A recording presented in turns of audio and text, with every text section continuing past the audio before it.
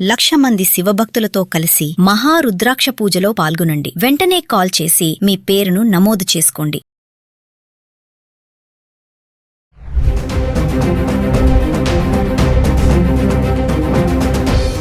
నమస్తే, welcome back to Suman TV. భారతదేశంలో sex workers హక్కులకు సంబంధించి దేశ అత్యున్నత న్యాయస్థానం సుప్రీంకోర్టు ఒక చారిత్రాత్మక సంచలన తీర్పు తీసుకొచ్చింది. ఈ తీర్పుతో ప్రపంచవ్యాప్తంగా ఒక కొత్త చర్చ తెరలేచింది అనుకోవాలి. సెక్స్ వర్కర్స్ని వాళ్ళ వృత్తిని గుర్తిస్తూ సమాజంలో వారికి గౌరవం, జీవించే హక్కు ఉందని సుప్రీంకోర్టు స్పష్టం చేసింది. మరి సుప్రీంకోర్టు ఇచ్చినటువంటి సెక్స్ వర్కర్స్పై ఈ తీర్పు ఇది హక్కుగా భావించాలా, నేరమా? మరి దీనిపైన మరింత సమాచారం అందించడానికి మనకు అందుబాటులో ఉన్నారు సీనియర్ ఐపీఎస్ ఆఫీసర్ రెడ్డన్న గారు. నమస్తే సార్. నమస్కారం అండి. సార్, మరి మీరు తీర్పు చూసే ఉంటారు. అంటే దీన్ని మరి హక్కులా చూడాలా లేదా నేరంగా చూడాలా? అంటే డెఫినెట్గా ఇది హక్కేనండి. ఆర్టికల్ 21 ప్రకారం ప్రతి ఒక్క మనిషికి జీవించే హక్కు ఉంది. భారతదేశంలో గౌరవప్రదంగా జీవించే హక్కు ఉంది. వేశ్య వృత్తి వాళ్ళు ఎంచుకున్న వృత్తి అనుకోవాలి. అది గౌరవప్రదమైన వృత్తి. గౌరవప్రదమైన జీవితం ఎందుకు కాకూడదు? ఇప్పుడు దొంగతనం, దోపిడీలు చేస్తే తప్పు, మర్డర్లు, మానభంగాలు చేస్తే తప్పు. అంతేగాని వాళ్ళు వేశ్య వృత్తిని ఎంచుకుంటే తప్పేం లేదు. అసలు నిజం చెప్తే ఇది ఎప్పుడో రావాల్సిన తీర్పు. ఎందుకంటే ఈ మధ్యకాలంలో రాజ్యాంగ సవరణ 32(142) ప్రకారం వాళ్ళు ఈ జడ్జిమెంట్ని ప్రొనౌన్స్ చేశారు. ఏమైనా ఇది గొప్ప జడ్జిమెంట్ అనే అనుకోవాలి. ఎందుకంటే నేను పోలీస్ డిపార్ట్మెంట్లో ఉన్న చాలా సందర్భాల్లో మనం ఇటువంటి కేసులు ఎదురైనప్పుడు బాధ అనిపించేది. ఎందుకంటే 1-2 సార్లు నేను కొందరిని విచారించినప్పుడు ఎందుకమ్మా ఇట్లాంటి వృత్తి చేస్తున్నారంటే ఏం చేస్తామని ఒక్కొక్క కథ చెబితే కళ్ళల్లో నీళ్లు సుడులుగా ప్రవహించేవి. దానికి ఇప్పుడు భర్తల చేతుల్లోనూ లేకపోతే ఇతర వ్యక్తుల చేతుల్లోనూ మోసపోయి చనిపోలేక, పిల్లల్ని పెంచుకోలేక ఈ వృత్తిలోకి వాళ్ళకేం సంతోషంగా కాదు, వృత్తిలోకి తమంతట తాముగా ఇష్టపూర్వకంగా ఎంచుకున్నారు. దీన్ని పోలీసు వాళ్ళు ఇంత క్రితం చాలా సందర్భాల్లో పోలీసు వాళ్ళు వీళ్ళపైన అంటే ఇట్లా కాకుండా వేరే సెక్షన్ల కింద కేసులు పెట్టేవాళ్ళు. నిజంగానే బాధ అనిపించేది. సో ఏది ఏమైనా చిట్ట చివరికి సుప్రీంకోర్ట్ ఆఫ్ ఇండియా ఒక గొప్ప న్యాయపరమైనటువంటి ఒక సవరణతో ఈ జడ్జిమెంట్ని ఇచ్చారు. చాలా సంతోషకరమైన జడ్జిమెంటు.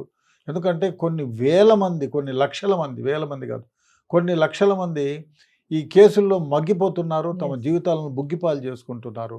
అదే కాకుండా వీళ్ళను అరెస్ట్ చేసేయడం, జైల్లో పెట్టడం, జైల్లో నుంచి మళ్ళీ కోర్టుల ముందు పెట్టేటప్పుడు వాళ్ళు మొహానికి ముసుగులు వేసుకొని బాధాకరంగా పోతూ కోర్టులకు వస్తూ ఉంటే చాలా బాధ అనిపించేది. కాబట్టి ఈ జడ్జిమెంట్ని అందరూ డెఫినెట్గా దీన్ని ఆహ్వానించదగ్గ జడ్జిమెంటు, సంతోషకరమైన జడ్జిమెంట్ అని చెప్పాలి.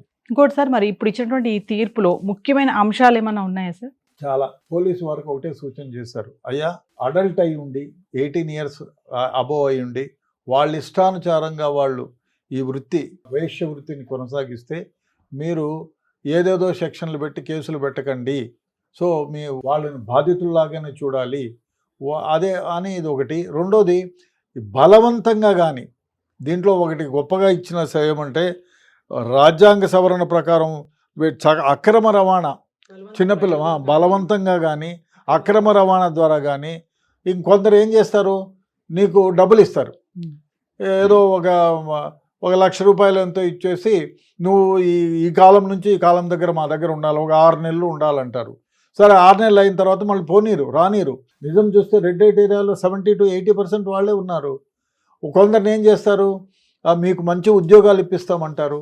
ఉద్యోగాలని నాకు తెలిసిన సంఘటన ఏమంటే కడప జిల్లాలో నుంచి కొందరిని ఏమని బాంబేలో మీకు ఉద్యోగాలు ఇప్పిస్తామని బాంబేలో వీధులన్నీ తిప్పి చివరికి రెడ్ లైట్ ఏరియాలో అమ్మేసి వచ్చేసారు. వాళ్ళు రాలేరు, వస్తే చంపేస్తారు. వాళ్ళకి ఇష్టం లేని వాళ్ళు ఉన్నారు చాలామంది. కొంచెం చదువుకున్న వాళ్ళు ఏదైనా టైలరింగ్ ఇట్లాంటి ఉద్యోగాలు చేసి బ్రతకాలంటే వాళ్ళకు పర్యవసానమే లేదు. ఎందుకంటే అక్కడి నుంచి వస్తే కాళ్ళు కొట్టేసి చిత్రహింసలు చేసి చీకటి గదుల్లో బంధించి ఈ విధంగా చాలా ఇబ్బంది పెట్టిన సందర్భాలు ఉన్నాయి. అట్లా చాలామంది తమ జీవితాలను కోల్పోయినారు.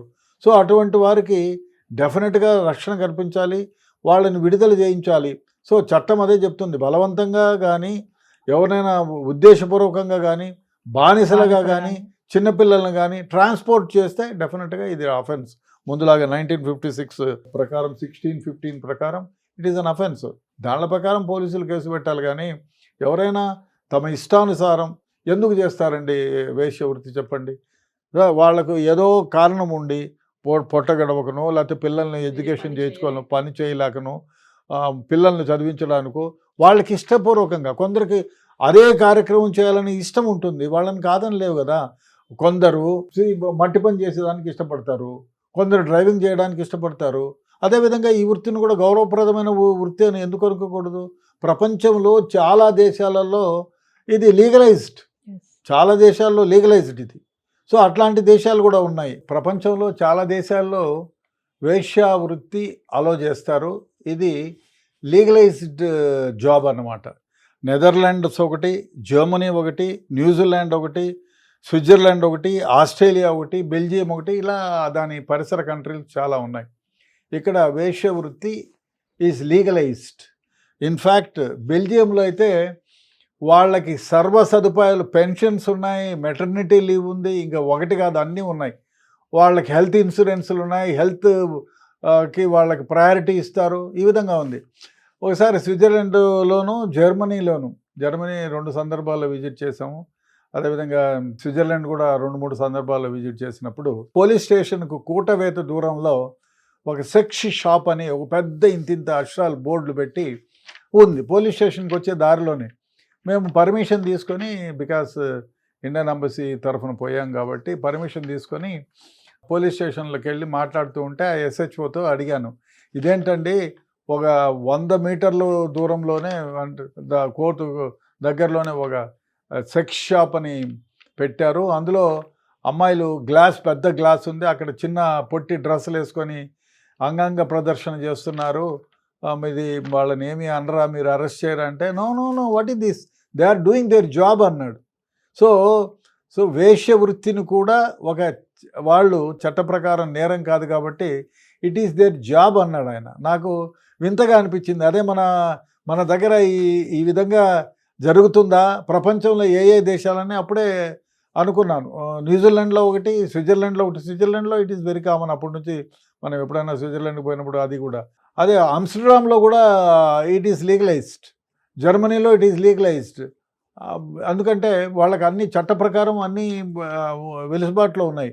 ఎక్స్పెషల్లీ బెల్జియంలో అయితే వాళ్లకు అన్ని సర్వసదుపాయాలు, మామూలు ఎంప్లాయీస్కి ఏమేమి ఉన్నాయో సదుపాయాలు, మెటర్నిటీ లీవ్ దగ్గర నుంచి అన్నీ ఉన్నాయి వాళ్ళకి.